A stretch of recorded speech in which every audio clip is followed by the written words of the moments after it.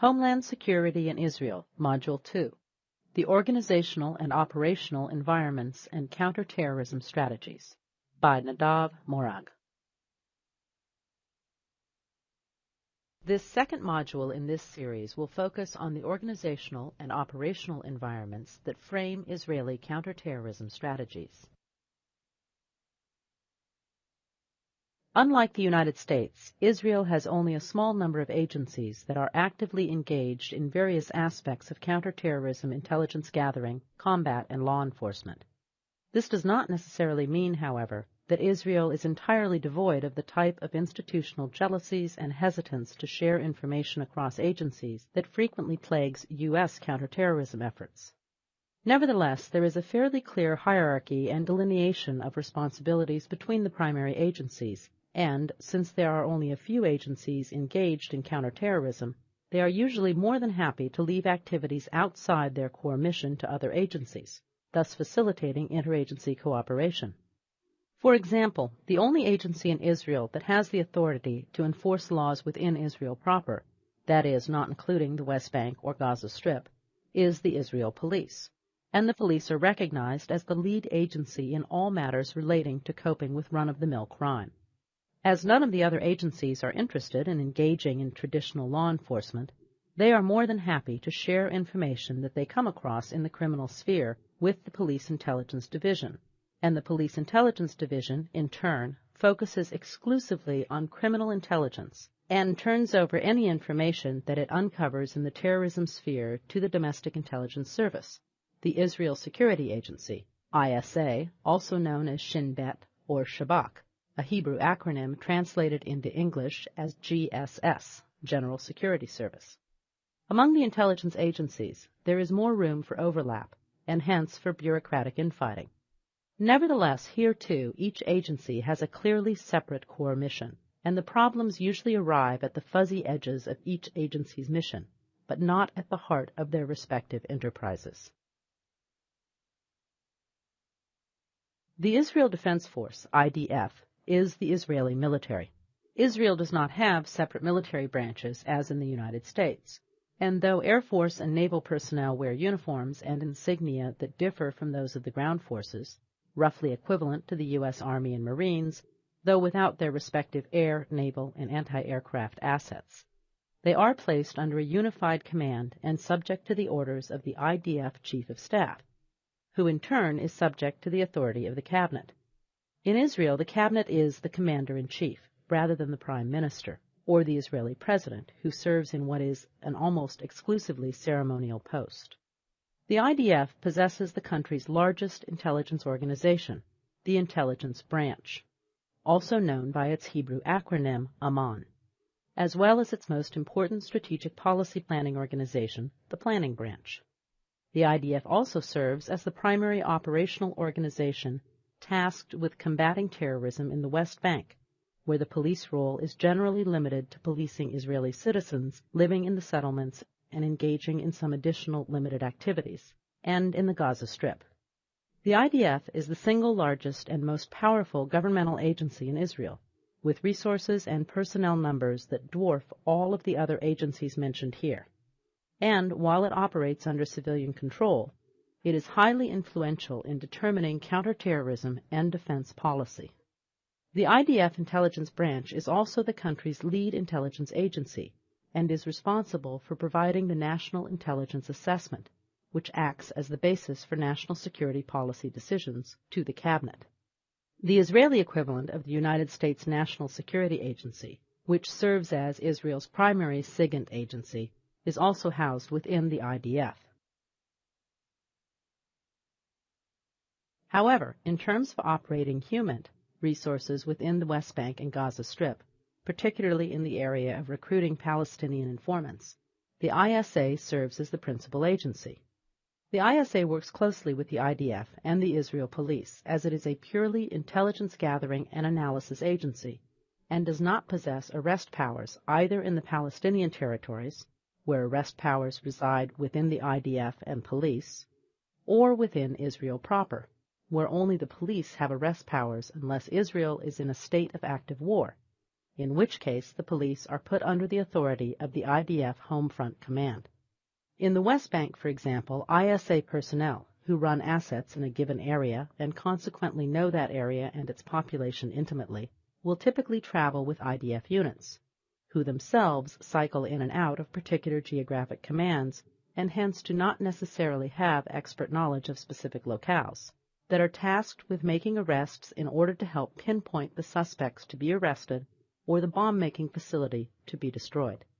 The ISA is also responsible for VIP protection and is tasked with guarding the Prime Minister and other ministers, as well as visiting foreign dignitaries. The ISA also provides protection at some critical infrastructure sites. In terms of the provision of intelligence, the ISA is tasked with providing intelligence warnings to police security officers per police command area, who are then tasked with providing the relevant information, appropriately sanitized, to police personnel, down to the level of the patrolman. Finally, the ISA is tasked with providing security guidance, regulations, training, practice drills, to police, ports and airports security officers, ministry security officers, education, industry, transportation, foreign ministry, energy, etc., and private security firms working in the public sphere, such as Israeli airline security personnel. In other words, the ISA creates and enforces regulations in matters of security and counterterrorism that a broad range of security agencies, including the police, must adhere to. A common agency to enforce procedures at the federal, state, and local levels, as well as across much of the private sector, is not something that exists in the United States, but it has proven its utility in the Israeli case, as everyone follows the same or similar standard operating procedures, and all are on the same page with respect to security procedures. The Institute for Intelligence and Special Duties, more commonly known by the Hebrew word for institute, Mossad, is Israel's premier foreign intelligence gathering and analysis organization, though the IDF intelligence branch also engages in foreign intelligence gathering and analysis, but usually with a focus on military issues. Among other issues, it also has an active interest in gathering intelligence on terrorist threats emanating from outside Israel's immediate geographic environment. The Israel Police, as noted earlier, is the country's sole law enforcement agency. It is a national organization that, aside from times of acute military conflict when it is put under the overall command of the IDF, operates under the auspices of the Cabinet through the Minister for Public Security, who in turn oversees the senior uniformed police commander, who is a police lieutenant general, under the title of police commissioner. The police are also the main terrorism prevention and terrorist interdiction agency within Israel proper, and deal with conventional criminal activity across the Green Line in the West Bank. The Minister of Defense, however, may declare a limited state of emergency, in which case authority for dealing with a particular incident within Israel proper is shifted to the military. This allows the military to enforce orders for people to stay in bomb shelters and shut down schools and places of employment as necessary. Moreover, the police have very limited capabilities in dealing with WMD events, and in such cases, the military's Home Front Command, HFC, would be authorized to manage the event under the framework of the overall military command. Field personnel in the Israel Police are assigned to stations, which in turn form part of the sub-districts that make up the country's 6 police districts. While an individual patrol officer is assigned to a specific station, they are under a unified command structure and hence can be moved from location to location as needed. This allows the police commissioner to concentrate forces in certain locations when intelligence indicates probable threats to public safety, as in the case of terrorist threats, riots, large public events, and the like. The force also includes a mobile response component for special tasks and as a reserve when additional personnel are needed. The police force also includes a highly trained anti-terrorism SWAT team, known by its acronym YAMAM, which also carries out operations for the military in the West Bank. The Israel Police also includes a paramilitary component that acts as a national gendarmerie force and is known as the Border Police or Border Guards. The personnel in this force have full police powers, but specialize in patrols along Israel's borders, along with the military, and counterterrorism operations within Israel, and also act as a reserve force for additional police activities. In addition, the Border Police operates in the West Bank, where they are under Army command and act as a supplement to military forces conducting counterterrorism operations in Palestinian areas. In Israel, not all full-time police personnel are salaried professionals. Israel has a fairly large force of volunteer police officers and civil guard volunteers. In addition, 18-year-old conscripts, Israel has a system of military conscription, may choose to request to carry out their mandatory military service in the border police or even the regular police force, subject to approval by the military. Issues relating to information and intelligence sharing in Israel are far less complex than those being dealt with in the United States, for the simple reason that there are far fewer agencies at play in Israel compared to the bewildering array of intelligence, military, law enforcement, and other governmental agencies in the United States. Unlike the American system, where the president heads the executive branch, in parliamentary systems such as Israel's, the executive branch is headed by the cabinet, also known as the government. As Israeli cabinets are typically large, usually with over 20 ministers, most of the work conducted by the cabinet is carried out by smaller cabinet committees, called ministerial committees, who are authorized to make policy decisions for the full cabinet. In matters of national security, Israel does not distinguish, as is done in the post-9/11 United States, between national security and Homeland Security. The Ministerial Committee for National Security Affairs, popularly known as the Security Cabinet, is authorized to make day-to-day decisions and consequently receives daily intelligence briefings and reports. As this ministerial committee is also fairly large, in practice, day-to-day decisions are carried out by a smaller ad hoc body, which has access to the most sensitive information, that has been variously known throughout Israeli history as a kitchen cabinet, thus named because the grandmotherly Israeli Prime Minister Golda Meir, who was Prime Minister between 1969 and 1974, used to hold meetings for this group in her kitchen, where she served the ministers coffee and cookies. The Prime Minister is primus inter pares, first among equals, and, while formally wields one vote in the cabinet, in practice controls the cabinet and has the power to dismiss ministers. The Prime Minister is advised by a handful of political appointees in the Prime Minister's Bureau. These people usually are longtime associates of the Prime Ministers who have been with the Prime Minister long before he or she became Prime Minister. The Prime Minister also sometimes heeds the advice of the National Security Council, which consists of a small staff of senior civil servants who come from the military, intelligence, law enforcement, and academic communities, tasked with producing analyses and policy options for the Prime Minister and assisting in national security policy planning.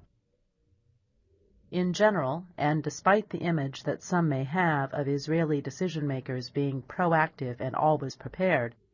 Israeli national security policy-making suffers from the absence of long-range planning, an inability to clearly articulate policy goals, and a focus on putting out fires rather than systematically trying to assess challenges and opportunities and fashioning policy accordingly. The PM has direct authority over the Domestic Security Service, known by several acronyms including ISA, GSS, Shin Bet, and Shabak, as well as the External Intelligence Services, the Mossad. Both of these civilian intelligence agencies report directly to the Prime Minister, who, via their respective heads, sets planning and collection priorities for those agencies, receives intelligence from them, and approves, along with colleagues in the Security Cabinet or small ad hoc committees, special operations. The head of military intelligence, Amman, also reports to the Prime Minister and the Cabinet, though he is also in the chain of command and is under the authority of the Chief of Staff. In addition, the heads of the Shabak, Mossad, and Amman meet to coordinate their activities in what is called the Heads of Services Committee. The Minister of Defense is in charge of overseeing the Israel Defense Forces via the Chief of Staff of the IDF, though major military operations must be approved by the Security Cabinet and then by the full Cabinet. The IDF Intelligence Branch, also known by its Hebrew acronym Amman, therefore operates under the authority of the Chief of Staff and his superior, the Minister of Defense. However, the IDF Intelligence Branch, unlike any other component of the IDF, also reports directly to the Cabinet and is under its authority. Consequently, the Major General in charge of military intelligence, unlike any of his other colleagues in the IDF General Staff, operates both within the military command structure as well as outside it, through reporting directly to the Cabinet. Moreover, the IDF Intelligence Branch is the largest intelligence agency in the country, as well as the senior agency. It is responsible for coordinating with the other two major intelligence agencies within the framework of what is referred to as the Heads of Services Committee, and providing the Unified Intelligence Net Assessment, something that in Israel is referred to as the intelligence picture. Information sharing between the agencies is thus mandated, and a nominal pecking order exists in which the IDF Intelligence Branch is given precedence. This does not mean, of course, that the agencies always agree, particularly with respect to their analysis and assessments of events, or that their sister agencies are kept abreast of ongoing operations in other agencies. Only that the final intelligence product is vetted and submitted jointly with military intelligence responsible for bringing that assessment to the decision makers. The Israel Police also have an intelligence branch, but this focuses exclusively on criminal intelligence, with counterterrorism intelligence largely in the hands of the ISA and the IDF Intelligence Branch, though the Mossad, too, conducts counterterrorism operations overseas. Consequently, the Police Intelligence Branch does not participate in the national security intelligence process, except when invited to do so in cases where criminal activities have a terrorism nexus. From an institutional perspective, therefore, Israel clearly differs from the United States in many ways, though it may be more similar to the United States if one analyzes things at the local governmental level. Israel has a unified police force that, as with American law enforcement, is also involved in counterterrorism interdiction and response duties, though not in counterterrorism intelligence gathering. The bulk of the counterterrorism intelligence gathering work, at least with respect to the threat of terrorism from Palestinian areas or from inside Israel proper, is carried out by the ISA, Israel's Domestic Intelligence Service, whose mission and scope of operations parallels in many ways that of the MI5 in Britain. In addition, the Israeli military is very active in the security sphere and can be authorized to operate within Israel's borders and even granted control over the police, fire, emergency services, and health system in times of acute crises, while being responsible for overseeing these systems, including establishing directives for operations and logistics, running training exercises, etc., during normal times. By contrast, the United States possesses close to 18,000 local and state police forces, as well as a wide array of federal law enforcement, intelligence, and military entities. Moreover, there is no domestic intelligence service in the USA, and the military, divided between federal and National Guard forces, can only be used domestically in very limited circumstances. The United States, as a federal republic, has sovereign levels of government, whereas Israel, as a centralized state, has very weak local government, and sovereignty resides almost exclusively with the national government.